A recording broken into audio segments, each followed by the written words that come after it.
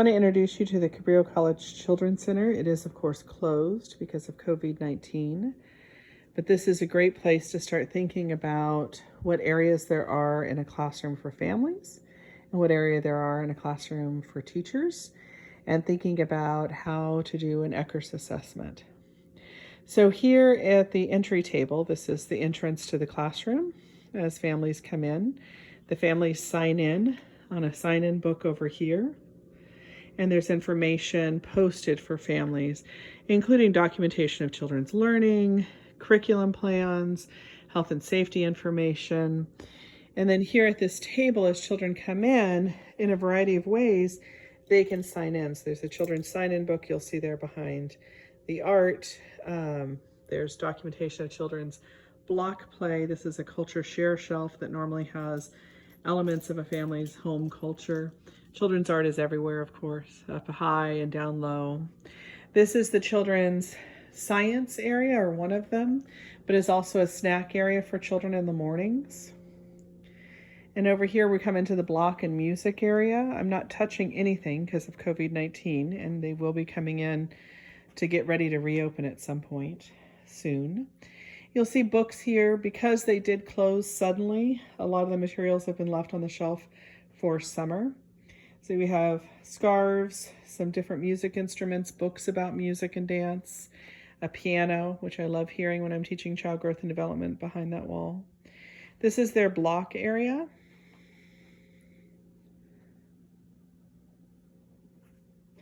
And music area. You can see different materials there. Different things are on those shelves different times. Right now it's music. There's different accessories for the block area. Notice how books are being put into the block area to encourage play in different ways. Next to the block area is the science area. And in the science area, a variety of materials, again, books for children to explore. I'll zoom in a little closer on those pieces. These are blocks you can get that have clear plexiglass, and then you can include specific elements in there. This big book here, there's the back cover and the front cover. Again, I'm trying not to touch anything. Sometimes these books that we have at home that are considered adult books, quote unquote, about nature or bugs or whatever, are wonderful for children to look through. They have different natural elements usually here for children to explore. And then books as well in the science area, specifically related to science exploration. And a sensory table, which you can see again without me touching. There's some turtles and cocoa shells in there. Those are shells of cocoa beans, which are a wonderful sensory material. And this is their dramatic play area. Again, books in a basket, low children's furniture for them to sit in.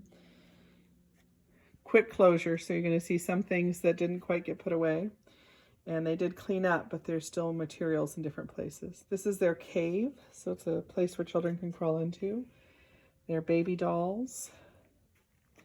And over here, the last curriculum they had, which makes sense given everything going on with COVID at the time, was doctor play. So they had a whole bunch of materials out for children to explore this idea of what is this world where you go to the doctor and lung x-rays. And they were hearing so much about health and doctors that they had materials here for children to explore that.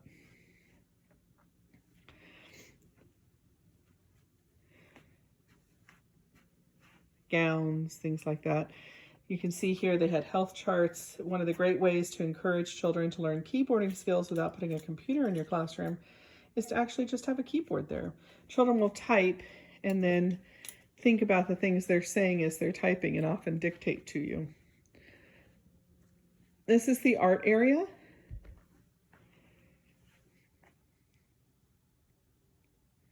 I'm slowing down so you can see all the different materials. So if you're doing an ECRS assessment, you're able to see what's here. This video will be used for a couple of different purposes. Drawers with different types of drawing materials. If you get closer, you'll notice little cups, paper, tissue paper. And then over here on the shelf, different color masking tape, large brown paper that can be rolled out to different sizes. This, I think, is a wonderful way of displaying crayons, where they have the different shades of the crayons. We talk about shades of brown and beautiful browns in another video. And you can see that here with all the different colors. Yarn is in that bottom box. It's hard to see what's labeled on the top. Drying rack for all the materials, scissors with different patterns of cuts. Down here, you'll see a color palette from Sherwin-Williams of paint with lots of different paint chips so children can just explore color. Again, a couple of books talking about paint. And then I can't show you children's faces, so I'll go from down here and show you the bottoms of the frames, but those are frames of children, and you can see the water wheels, and children will match paint colors their own way, so they can come up with their own color of paint, put their name on it, and keep that for later use. Paint brushes and collage materials. Over here next to the art area, there's a light table, and you can see some of the same materials that carried over from dramatic play carrying over to the light table. There's x-rays and mirrors, so when the light table's on, they can look at those x-rays. And a writing center with materials for children to write letters to themselves, to other children, to their families. Blankets obviously got washed and folded and put there. This is a documentation board supporting our families through family meetings.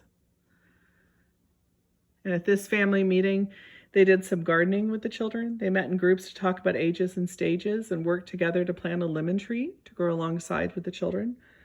And then they talked about what sort of growth they wanted to see in their children. And each family wrote a leaf to put into the classroom. Again, more documentation of children's art up here. And this is the reading area. Dramatic playhouse with different people and furniture. Books that are out. More books over here. Strictly No Elephants is one of my favorites. And then more books over here. There's a table that sometimes has an activity out on it. The manipulatives area is a little discombobulated right now because the shelves are all pushed out of way, but normally these shelves make an area and there's tables over here. So I'll show you all of the shelves specifically. These are different materials they have out for fine motor manipulative exploration. Puzzles, things like that. Notice the use of locks and keys and natural materials. These are snap blocks. So wooden blocks you have snaps on. These can be done in a variety of different ways. You can make them yourself.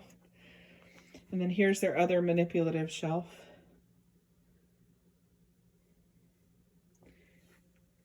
I don't want to touch, but what will, let's see if I can touch it with my keys. What will you build? A great prompting question for children. And then here's their Play-Doh area. Rectangle Play-Doh table with tools and materials out. Obviously there'd be Play-Doh if they were actually open right now. And then that low blue table normally sits in the middle of the manipulative area. Back here, we'll see if I can do this without touching too much. This is the staff storage room. Oh, I can push it with my foot. Yay! In the staff storage room, they have an entire library of books to choose from when they're putting books out for children. Mats for the children.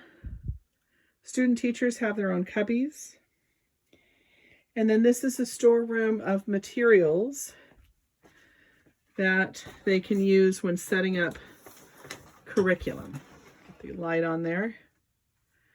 So lots of materials. Now, some of you, if you were doing a purchasing, might say, wow, that's a lot of materials. I don't know if I can afford that when I'm opening my center. This program's been open for 40 years and they've built to their supplies over time. They also use a lot of found materials, so things like corks, different types of tape that gets donated. There's crayons for melting, so they don't throw their crayons away. Bird nest materials. So there's a lot of materials that are found materials as well as things that they've bought. So you can see some of those categories.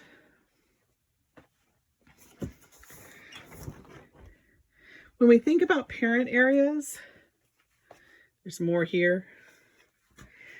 One of the areas they have for families is this area here. It's a family gathering area.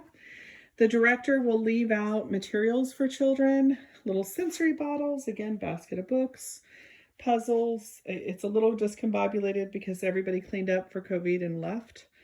But there's resource books for families, comfy chairs, comfy couch. My daughter's favorite, the big teddy bear that they can curl up on the couch, and then information for families that are here. There's observation booths, of course, because it's a lab school.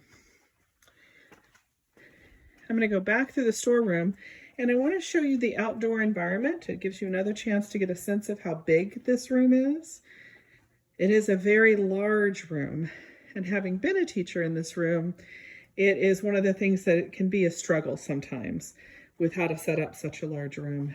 They have an indoor bathroom for children. With COVID-19, they'd have to do some separation of toilets or have one at a time, clean between. So there's a whole bunch of things to be figured out.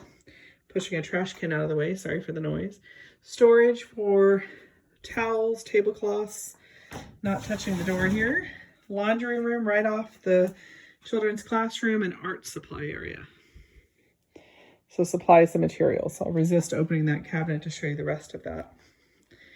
I want to show you the outdoors as well, because the outside should be included when you're scoring for Eckers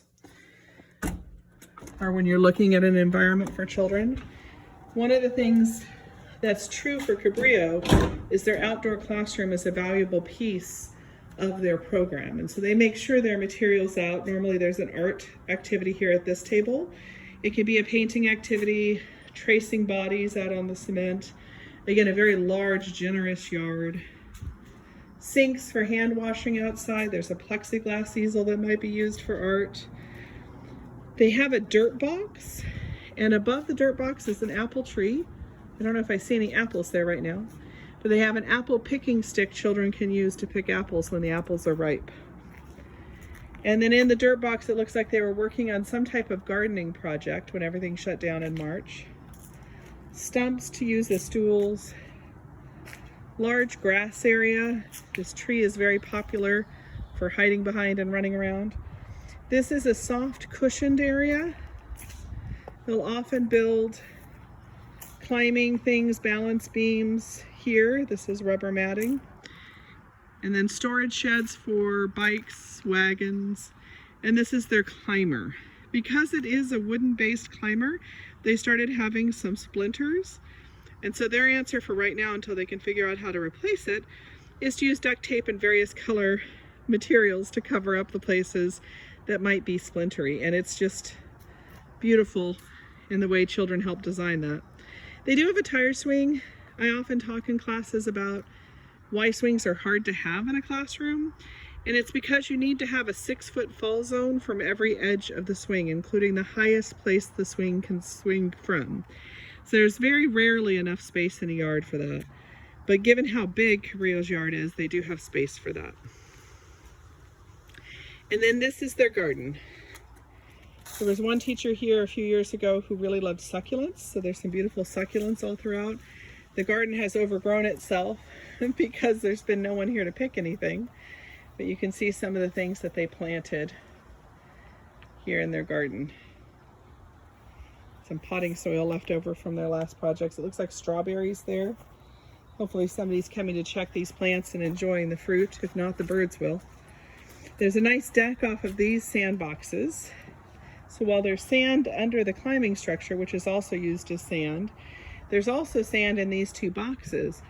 And next, and notice there's water that they can use to add to the sand. Next to the sandbox is a variety of materials children can use to explore sand and water, which gives them the opportunity to really explore those very important concepts that happen with sand and water. I think those are critical materials to have in every classroom. Difficult to figure out with COVID-19 right now, so it's something that we have to talk about as a field. These are their hollow blocks, nice large hollow block area where children can build. There's not normally an easel or a basketball hoop there. Those may go out either in the padded area or over in the art area, so they're not normally here. So those hollow blocks can be used to build up all kinds of different structures. This area over here where the chair is often a music area. You can still see the xylophone on the wall.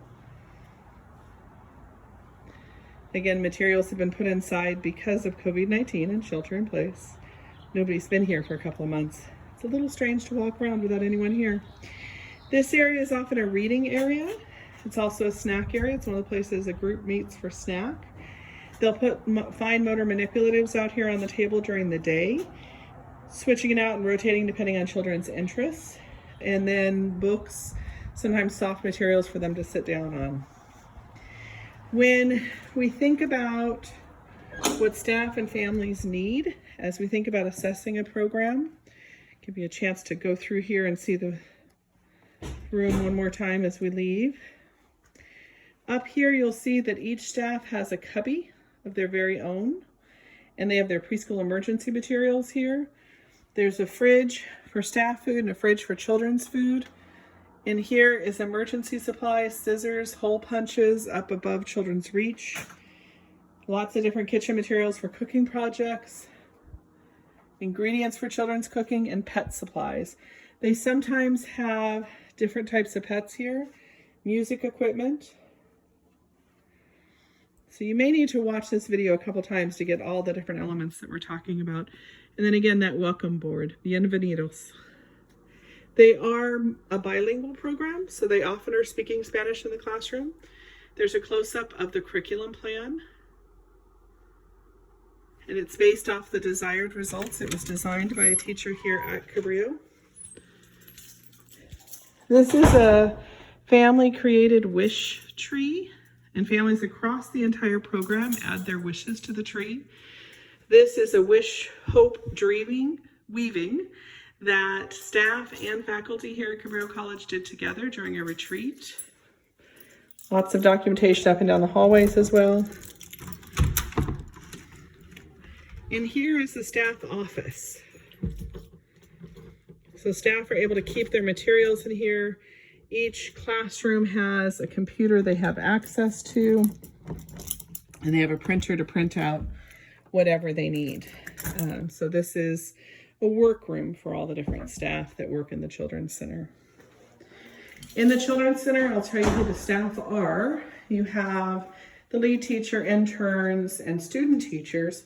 You also have an enrollment and program coordinator, Lisa, who has this office, and a director, Trisha, who has this office. There are 3 classrooms altogether.